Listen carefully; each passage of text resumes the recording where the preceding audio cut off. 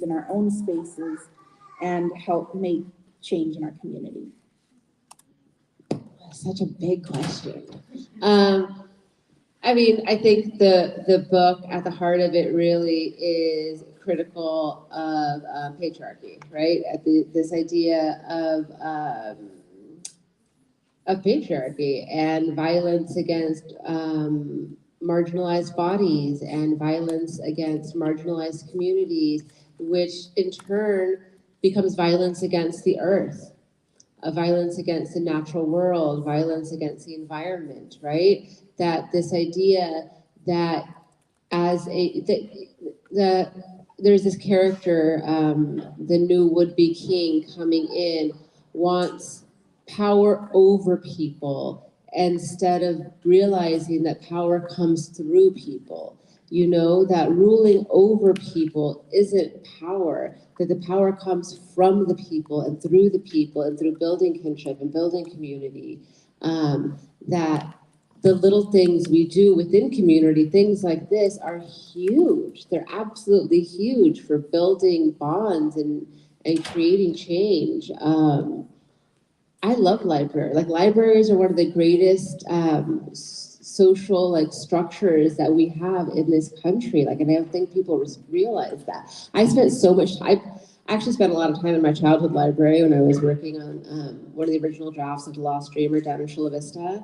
Because I was in that library all the time as a kid. I was there every day after school, just reading and daydreaming and going outside and laying in the grass outside and looking at the trees. That we can have support in really small, like, everything starts small and then it builds, right? That libraries are sacred places of not just learning, but of supporting the community, teaching people how to use computers, do their taxes, you know, just really basic life skills that libraries just aren't about books. And that activism can be really small and make a big difference, you know?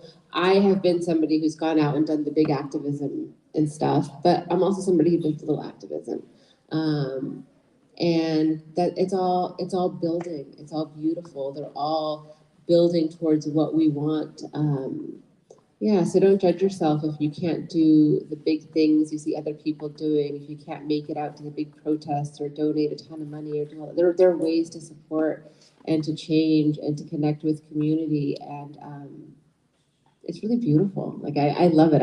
I wouldn't be who I am with all the activism I've done in my life. And now I'm taking a gentler approach because that's just where I am in my life, but I'm still doing the work.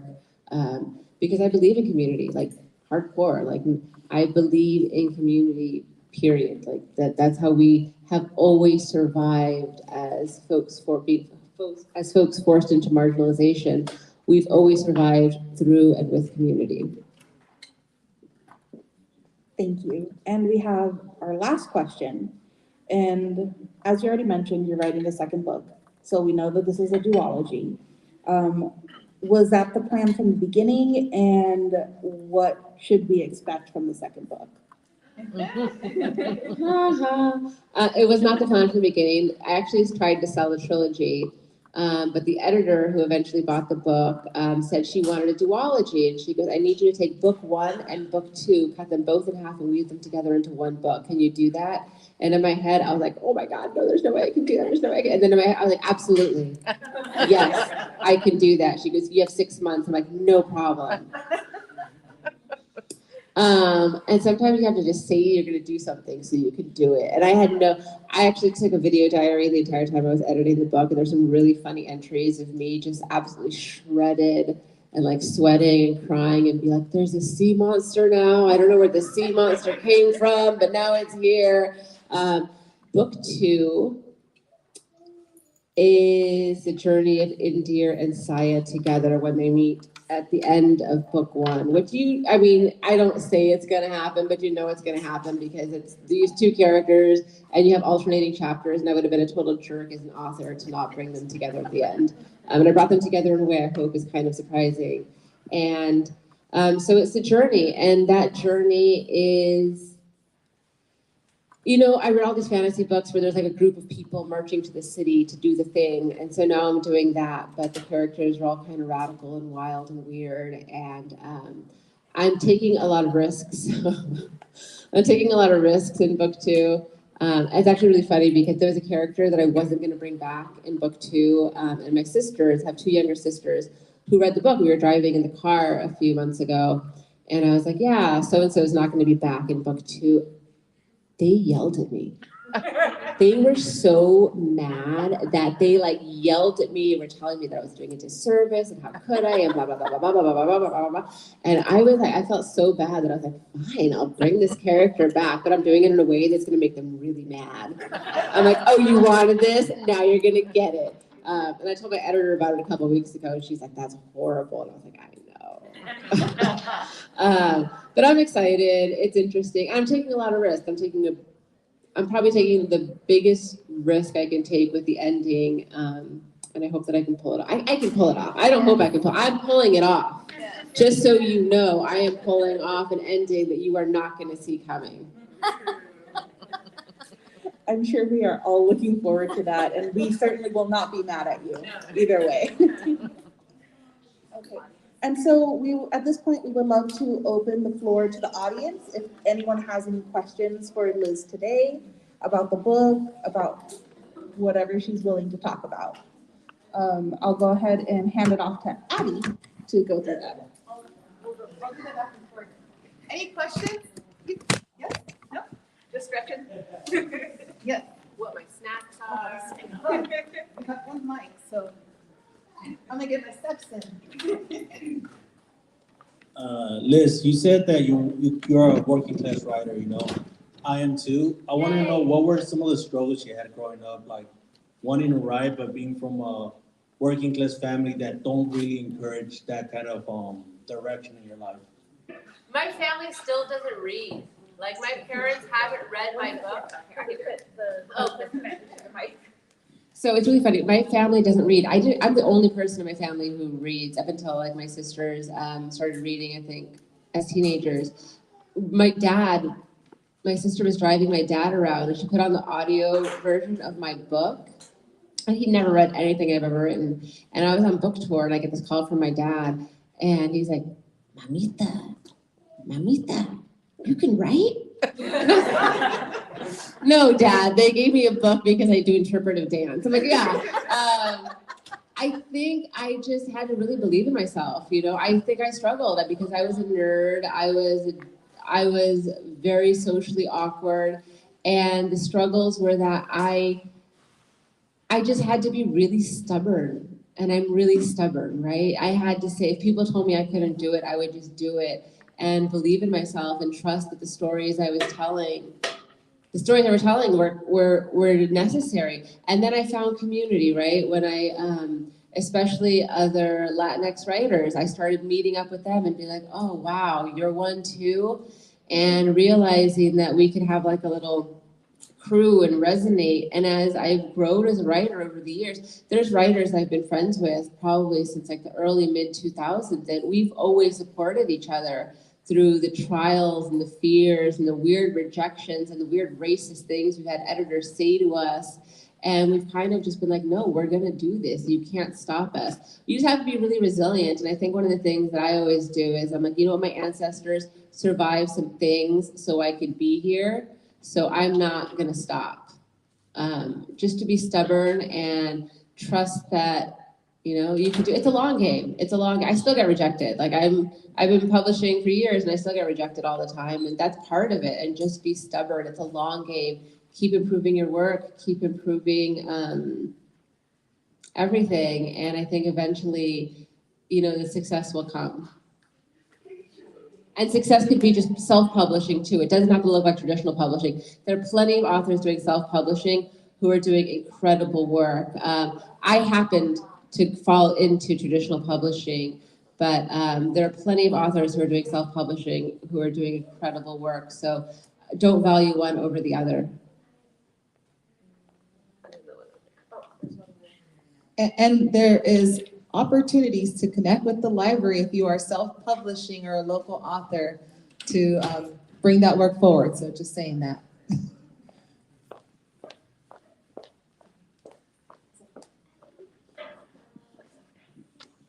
kind of like inspired you to keep on going forward even though many times you've been rejected?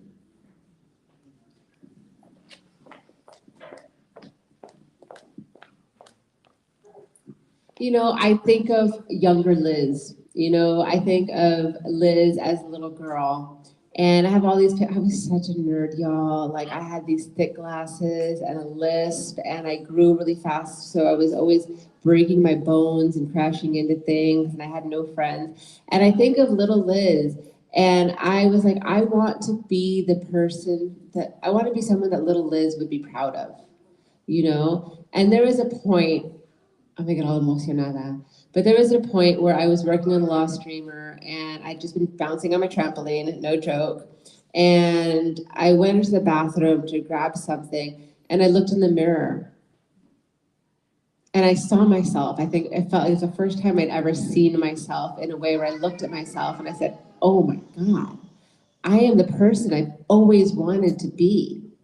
In that moment, and I just burst into tears because I was like, I am who, and then I look back and I think, you know, 10-year-old Liz, 14-year-old Liz, 20-year-old Liz would look at Liz now and be absolutely in awe. And so I think I just always worked on being somebody who my younger self would be excited by and proud of, and who I never thought I could become because I was so shy and strange. I never thought that I could be, you know, brave and sometimes like a fake it till you make it.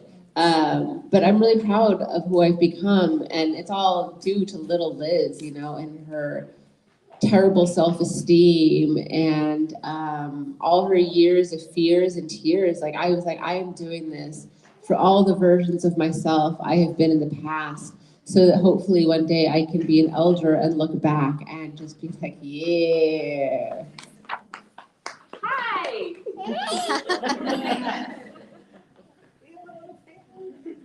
Any other questions?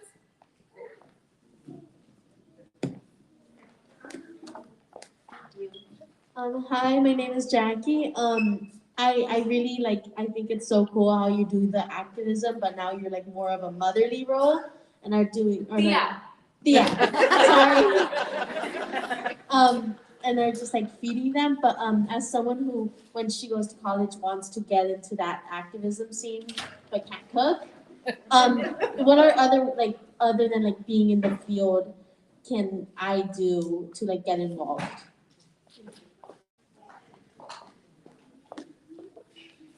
I think one of the things you do is you find the student organizations or community organizations who are doing the work they're interested in, and ask them, like, what do you need? Do you need to, there's always office work, you know, which don't ever let me do office work because I won't, I'll just lay on the floor and cry. But there's just different ways, and find out what the community, find out what they need, whether it's, you know, supporting other activists who are out in the field or doing like the big work. There's a lot of cleaning involved. I mean, there's like a myriad of ways, and you just find those organizations like, what do you need? How can I support? And you'll find your niche, you know?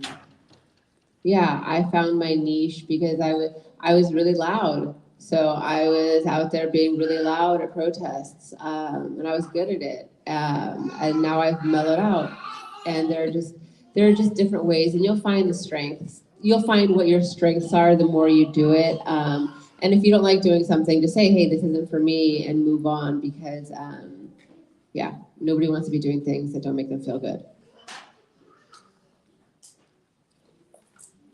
Any other questions? Oh, all right. You can come volunteer at the library. I promise you, there's a lot of us activists and working in libraries as well. Hi, I'm a former Lindsay graduate. I'm here with my kiddos. I haven't read your book yet, but I'm excited to read it when the kids are asleep. I really like how you said that there's no marriage in your book, and I feel like your writing is activism, and it's a radical way of being an activist in a Latinx community. So I feel like that itself is like a next level then. So I really thank you for that and paving the way for us. I am a writer too. not a photographer. And I think I've embraced myself more before. I'm like, no, what? It's just like a little journal. But I've been doing it since I was 12. So I really been in, like, not just inspired, but like motivated. Like, all right, I'm gonna get this done. Cause I just have it just saved on my, like, it's just saved on my thoughts for like 3-4 years already. And I'll be like, I don't know what I'm gonna do with this. But what I wanted to ask is, what's your zodiac sign? and I wanted to ask, like, what were you thinking when you first had your first hard book cover? Like, did you see it, like, were you by yourself? Were you with your family? Like, what were you thinking? Can you explain, like, a little bit of that detail of what you were feeling?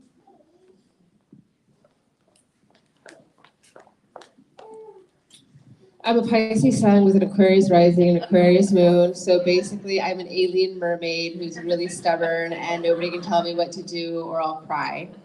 So, and everybody who knows me is like, oh, that makes total sense. And I'm like, yes, I don't actually know what it all means, but apparently it makes sense. I have a video on my Instagram of my unboxing video. The first time I saw my book, it was about 2 weeks before the book came out because of supply chain issues. And in January, my dad, who I love beyond reason, I have a hashtag for him on Twitter and Instagram, the most Mexican dad in the world, because he's so weird. He's so weird, but funny too. But he was diagnosed with ALS, so he has started a decline towards becoming an ancestor, so it's really, really hard. So I wanted the first person to hold my book to be my dad. I wanted to have that moment with him. So I had actually worked construction all day. I was exhausted. I came home and the box of books was on my doorstep and I was like, I'm so tired, but I took a shower, changed, and I drove down to Chula Vista with the box of books. And I gave the box to my dad. He didn't know what it was. And he had a box cutter, which he shouldn't have had because he's not very stable. And he opened it and he looked at the book and he held it up and he goes, Elijah, to show it to my nephew. And then he was really excited. He was so happy. And my mom was there, one of my sisters was there, they're crying. And then my nephews jumped in the box and just started throwing all the books everywhere. And I was like, yeah, a moment of absolute chaos is on brand for my family to see my first book.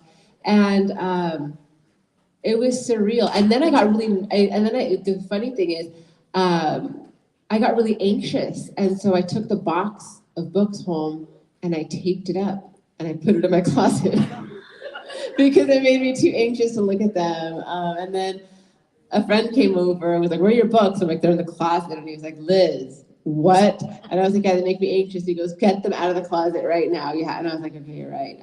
But it kind of took a while. I had to kind of get used to it because it's weird. Like this lives in your head and your heart for so long. Then it's out in the world and it's so vulnerable. You feel naked. You feel, and then I was upset when people are reading. I was like, don't tell me you're reading my book. I don't want to know because it just feels very vulnerable because you put so much of yourself into it and then that's giving it to the world. And it's not that the story doesn't belong to me anymore, but this story has its own life and it has its own relationship with other people. And it's really vulnerable. But I'm loving it. And I'm just really happy I have a beautiful cover because I just stare at the cover all the time. And I'm like, well, if nothing else, I have a great cover.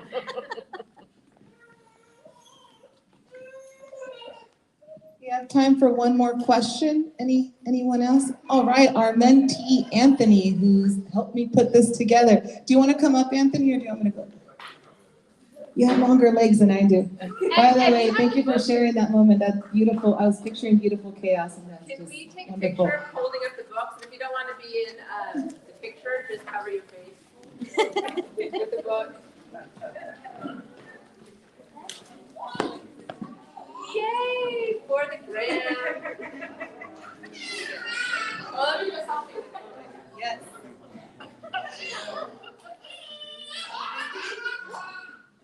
Yay, thank you.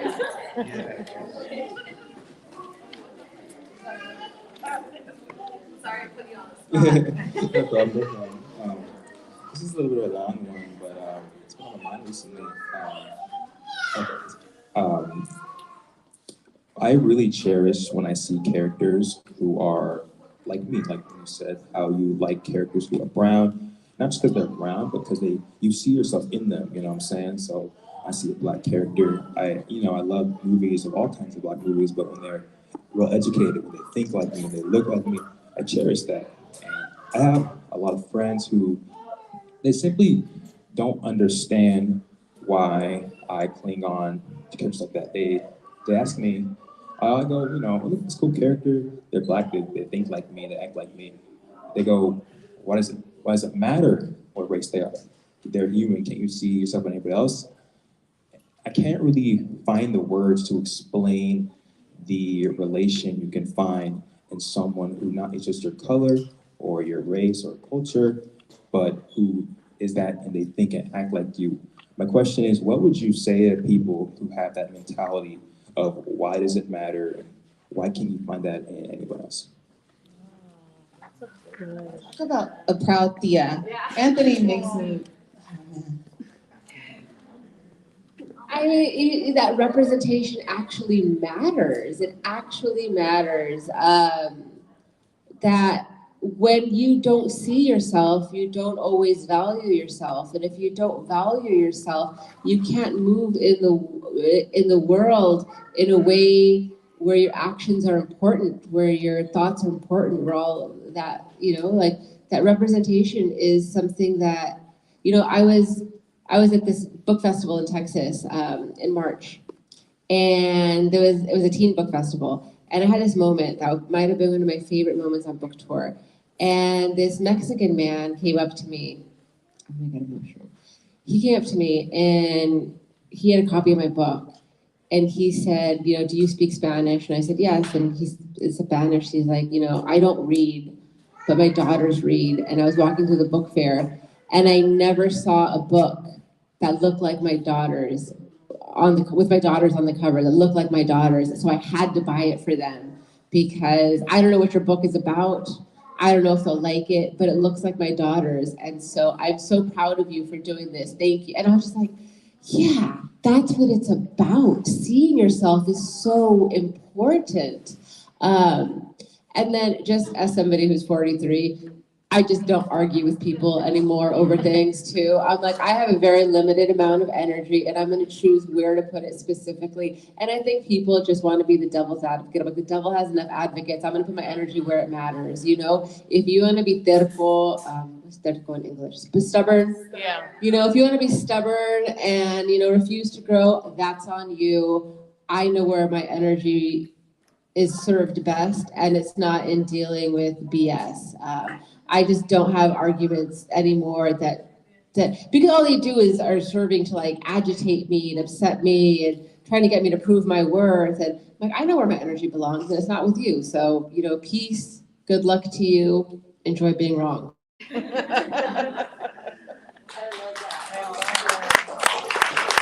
yes, folks. Round of applause for Lizz Huerta. My buddy Gabe and I we were reading the book together, and we were geeking out, and he remembers you from the previous writer's experience. But we were geeking out in our offices, Gabe, and now she's here. It's so amazing. But I really want to, from the bottom of my corazón, this means so much. I felt all the emotions, the chills, the tears, all of it. You're amazing. Thank you for writing this book. Thank you for being here in community with us. Thank you for community, for showing up and being a part of this experience. I'm going to do a quick commercial. The program is sponsored by the Institute of Museum and Library Services, and those surveys that you all, good thing you have a hardcover book to like fill out the survey, like right on top of that. Great. Once you fill out your survey, we would appreciate it if you could return it to us to continue these programs, and we are very grateful for that grant opportunity. But again, from the bottom of my corazón, thank you so much for being here, for being amazing. We love you. Yes. Are we transitioning to the back, or do you want to do it up here? Okay. Yes. So, folks, if you want to get ready for signing, Vanessa's cueing me. Yes. So we'll start the line here, and Liz is coming back in a few short minutes. if you all wanted to have that opportunity. So again, thank you all for being here tonight and being a part of this experience. We appreciate you.